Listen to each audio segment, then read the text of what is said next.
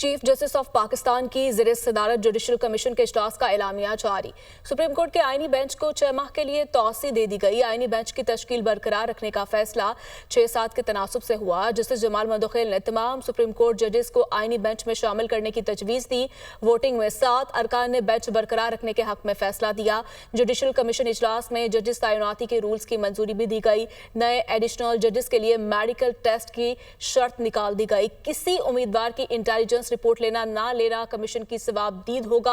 High courts के chief justice के लिए 3 नाम ज़ेरे गौर आया करेंगे। सीनियर जज को चीफ जस्टिस हाईकोर्ट ना बनाने पर वजूहात बताना लाजमी होगी। सुप्रीम कोर्ट में जज तैनाती के लिए हाईकोर्ट से 5 नाम आया करेंगे। जजेस तैनाती रूल्स का हतमी ड्राफ्ट।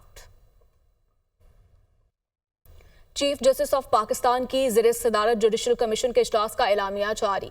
सुप्रीम कोर्ट के आईनी बेंच को 6 माह के लिए तौसी दे दी गई। आईनी बेंच की तश्कील बरकरार रखने का फैसला 6-7 के तनासुब से हुआ। जस्टिस जमाल मंदोखेल ने तमाम सुप्रीम कोर्ट जजेस को आईनी बेंच में शामिल करने की तजवीज़ दी।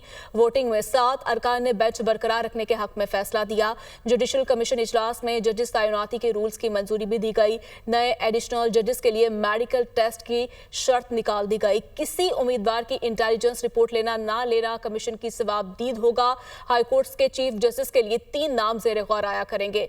सीनियर जज को चीफ जस्टिस हाईकोर्ट ना बनाने पर वजूहात बताना लाजमी होगी। सुप्रीम कोर्ट में जज तैनाती के लिए हाईकोर्ट से 5 नाम आया करेंगे। जजेस तैनाती रूल्स का हतमी ड्राफ्ट।